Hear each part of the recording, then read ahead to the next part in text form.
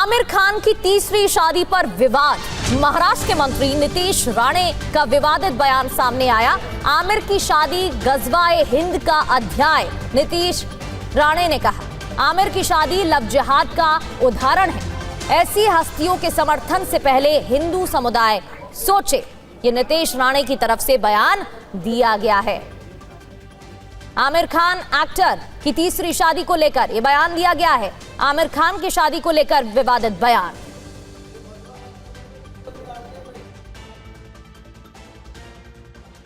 इस तरीके की जब सेलिब्रिटी अपनी जिंदगी के बारे में कोई डिसीजन लेते हैं तो हिंदू समाज ने इसके बारे में सोचना चाहिए, ऐसे मानने वाला मैं हूँ। लव जिहाद के ब्रांड एम्बेसडर तो आमिर खान बनते नहीं जा रहे, इसलिए हिंदू समाज ने और हिंदू युवाओं ने जो इनके पिक्चर देखते हैं, जो इनके मूवीज देखते हैं, उन्होंने सोच समझ के ऐसे लोगों को बड़ा करना चाहिए।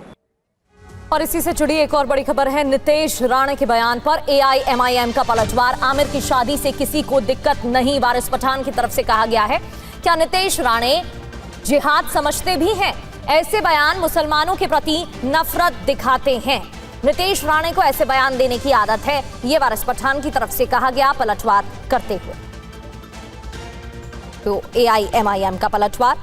नीतीश राणे ने बयान दिया था एक्टर आमिर खान की शादी को लेकर, इसी पर पलटवार वारिस पठान। उसने 3 शादी किया ना, तुम 4 करो ना, कौन रोक रहा है भाई तुमको? उसमें ताकत थी 3 करने की, कर रहा है, तुम 4 कर दो ना। इतने सारे लोग चले गए, किसी को आपत्ति नहीं हुई, तुमको किस बात की आपत्ति हो गई भाई?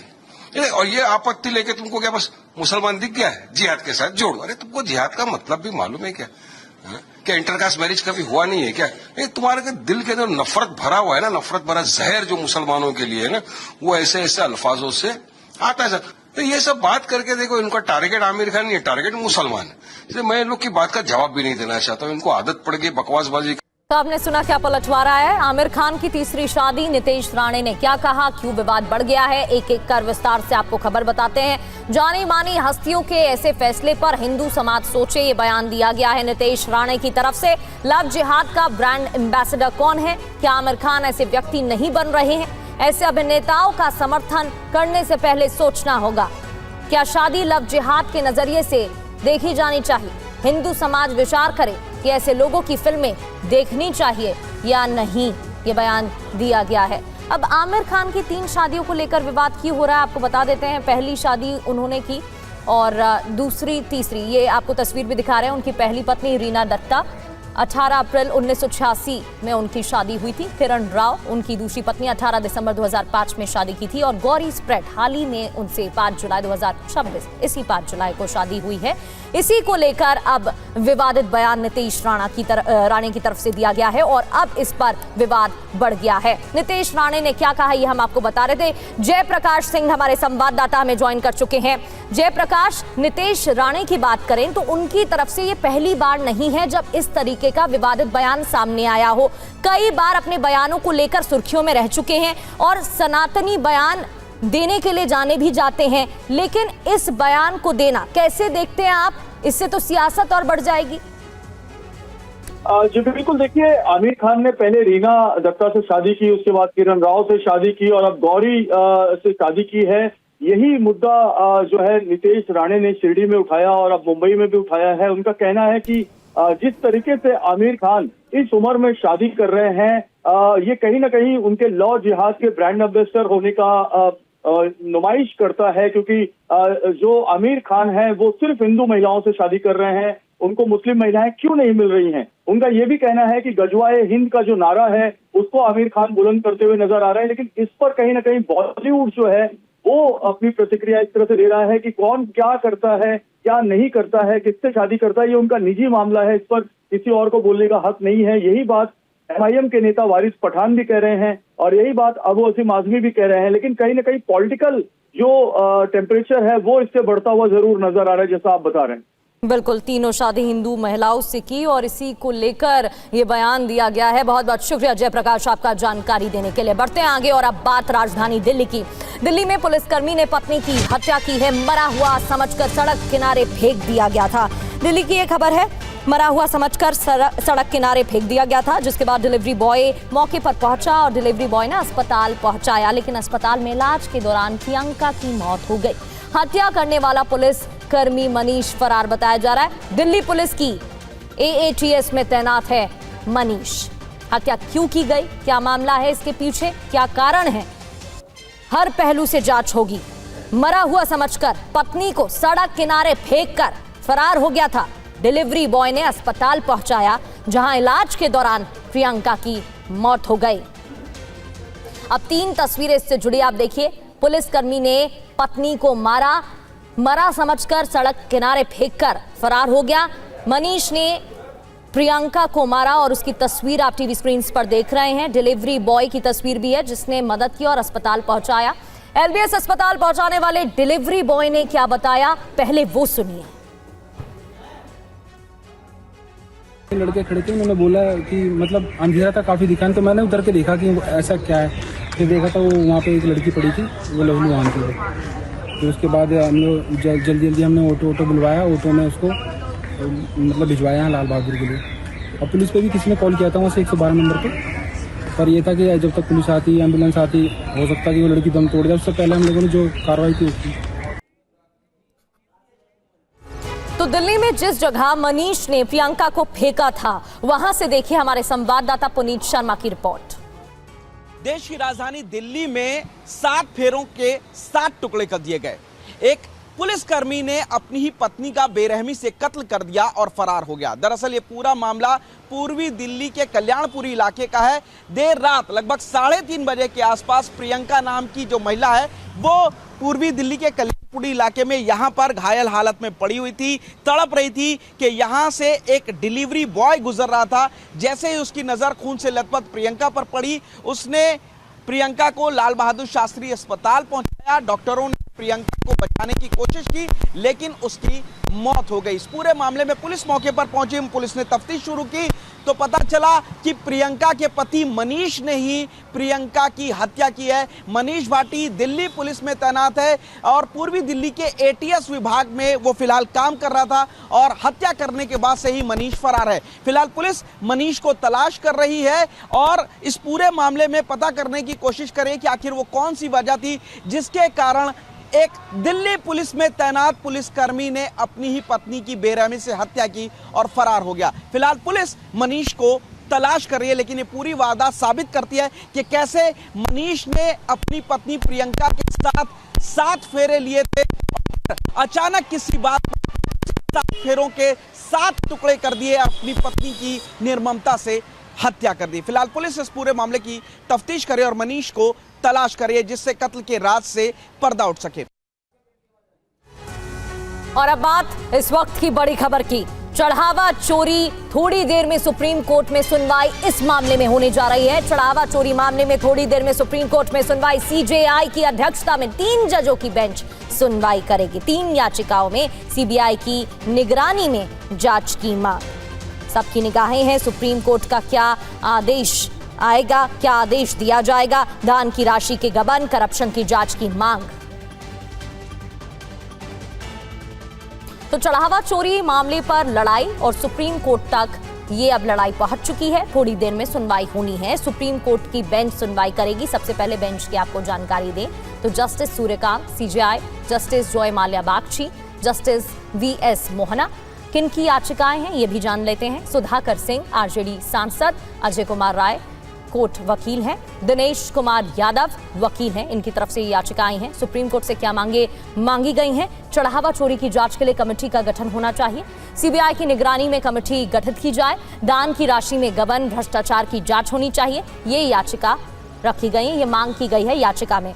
और सुप्रीम कोर्ट से पीयूष पांडे हमारे संवाददाता हमें ज्वाइन कर चुके हैं। पीयूष, आदेश का इंतजार सभी को है, सभी की निगाहें टिकी हुई हैं। कितना और वक्त बताया जा रहा है, क्या जानकारी? देखिए प्रगति, अभी इस मामले पर सुप्रीम कोर्ट करीब 1 घंटे बाद सुनवाई कर पाएगा, क्योंकि अभी जो 14वां नंबर है केस का उस पर सुनवाई चल रही है। और सुप्रीम कोर्ट में जो चढ़ावा चोरी वाला मामला है उसमें जो 4 याचिकाएं सुप्रीम कोर्ट में लगी हैं सुनवाई के लिए, उनका नंबर है 22। तो ऐसी स्थिति में 8 केस के बाद ही इस मामले पर सुनवाई होनी है। और CJI की अध्यक्षता वाली बेंच इस मामले पर हिंदू धर्म परिषद की ओर से और इसके अलावा अजय राय और सुधाकर सिंह और एक अन्य जो याचिका है उस पर सुनवाई करेगी। 3 याचिकाओं में CBI से जांच कराने और या फिर उनकी SIT गठित करके जांच कराने की मांग की गई है, जबकि जो हिंदू धर्म परिषद की याचिका है उसमें साफ तौर पर ये मांग की गई है कि सुप्रीम कोर्ट अपनी निगरानी में इस मामले पर जांच कराए और स्पष्टता लाए कि आखिर कितना चंदा चोरी हुआ है। और इस मामले पर सबसे अहम बात यह है कि चूंकि हाई कोर्ट में भी एक केस पेंडिंग है, तो ऐसी स्थिति में देखना ये होगा कि सुप्रीम कोर्ट का इस मामले पर रुख क्या रहता है। चूंकि सुप्रीम कोर्ट ने 9 नवंबर 2019 में राम मंदिर के मामले पर अपना फैसला दिया था और अब जब ये स्थितियां सामने आ रही हैं, चूंकि इस मामले पर जो कमेटी का गठन का आदेश था और मंदिर निर्माण का आदेश था वो भी सुप्रीम कोर्ट की ओर से अंतिम आदेश जारी किया गया था, तो ऐसी स्थिति में सुप्रीम कोर्ट का रुख क्या रहता है ये बहुत महत्वपूर्ण होगा। देखना ये होगा कि सुप्रीम कोर्ट इसमें आगे बढ़ कर के इस मामले पर जो एजेंसियां हैं उनसे जांच कराता है या फिर हाई कोर्ट के आदेश का इंतजार करता है। जी प्रगति। बिल्कुल इंतजार रहेगा। पीयूष पांडे, आपका बहुत बहुत शुक्रिया जानकारी देने के लिए। आपसे जानकारी लेते रहेंगे। बढ़ते आगे, थोड़ी देर में सबूत देने जाएंगे संतोष दुबे। एक और बड़ी खबर इसी से जुड़ी, चढ़ावा चोरी से जुड़े सबूत संतोष दुबे देंगे। CEO आशुतोष तिवारी के कार्यालय जाएंगे संतोष दुबे। कल SIT ने संतोष दुबे से पूछताछ की थी। दुबे ने सबसे पहले FIR के लिए शिकायत दी थी। चढ़ावा चोरी मामले से जुड़ी ही एक और खबर आपको बता रहे हैं। चढ़ावा चोरी से जुड़े सबूत संतोष दुबे देंगे। उनकी तरफ से कहा गया था CEO आशुतोष तिवारी के कार्यालय जाएंगे। कल SIT ने उनसे पूछताछ की थी।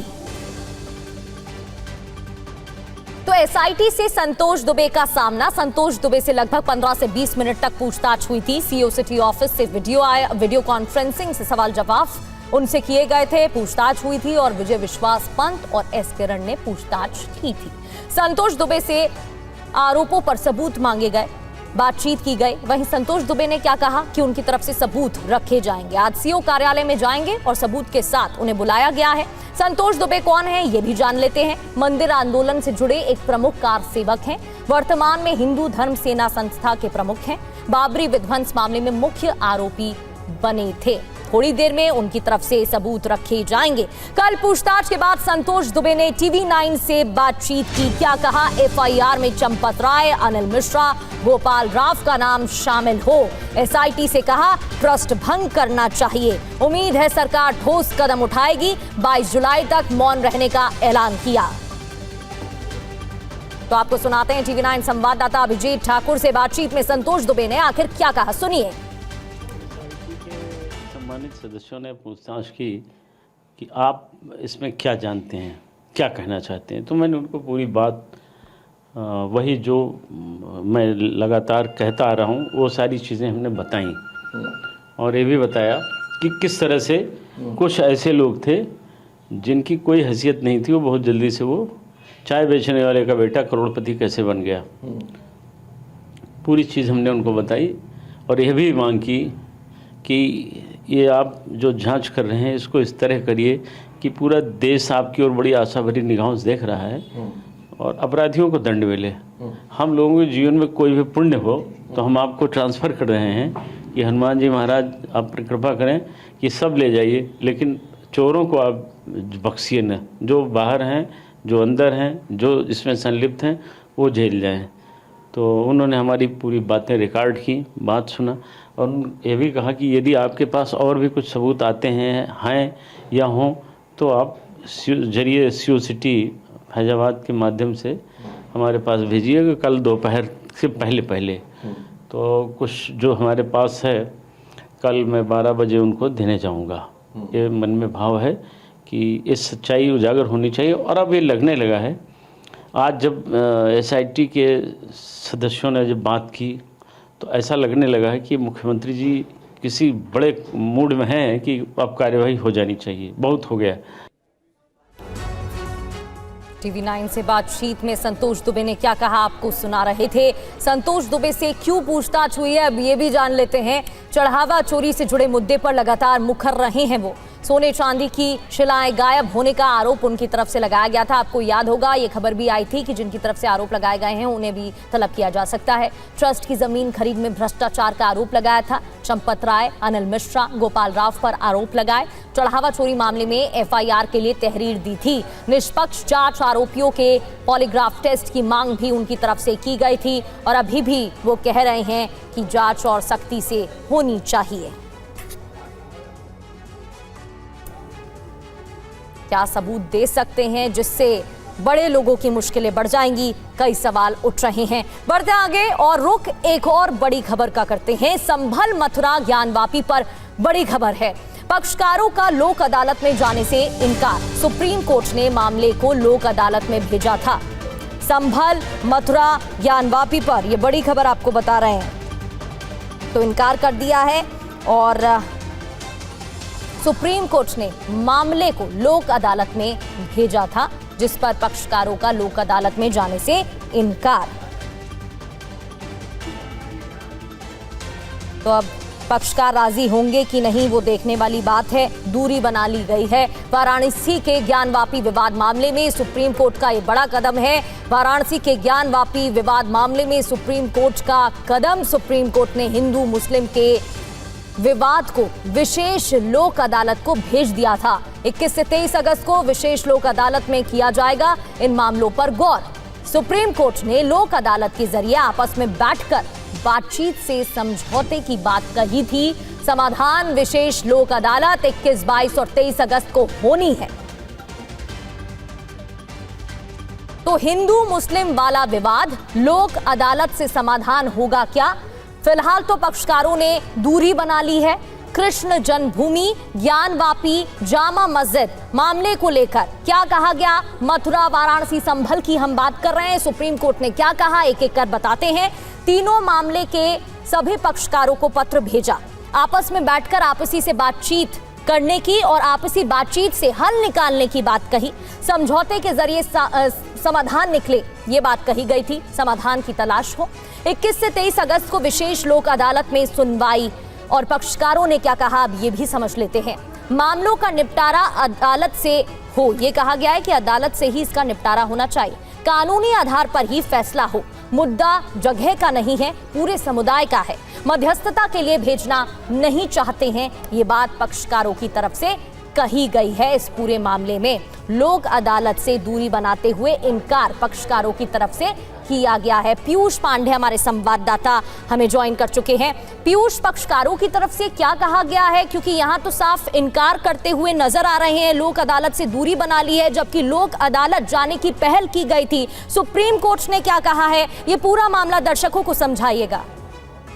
जी प्रगति, देखिए इस मामले पर तीनों मामलों को सुप्रीम कोर्ट ने लोक अदालत भेज दिया और कहा कि आप इस मामले को समझौते से निपटाएं। हालांकि याचिकाकर्ताओं का साफ तौर पर अदालत में ही कहना था कि इस मामले पर वो समझौते की दिशा की ओर नहीं बढ़ रहे हैं और इस मामले पर चूंकि प्लेसेस ऑफ वर्शिप एक्ट 1991 से संबंधित कई मसले हैं, तो इस मामले को कानूनी तौर पर सुप्रीम कोर्ट को ही निपटाना चाहिए। हालांकि सुप्रीम कोर्ट ने इस मामले पर जब आदेश जारी कर दिया, उसके बाद अभी तक आधिकारिक तौर पर सिरे से इस मामले को खारिज नहीं किया गया है कि लोक अदालत याचिकाकर्ता नहीं जाएंगे। हालांकि उनकी ओर से साफ तौर पर पहले अदालत में ये जरूर स्पष्ट किया गया था कि इस मामले को कानूनी तरीके से निपटाया जाना चाहिए। चूंकि सुप्रीम कोर्ट ने इस मामले में आदेश जारी कर दिया है, इसीलिए शायद आधिकारिक तौर पर वो सामने नहीं आ रहे हैं, लेकिन उनकी आपत्ति है सीधे तौर पर कि इस मामले को सुप्रीम कोर्ट ही निपटाए और राष्ट्रीय लोक अदालत में इस मामले को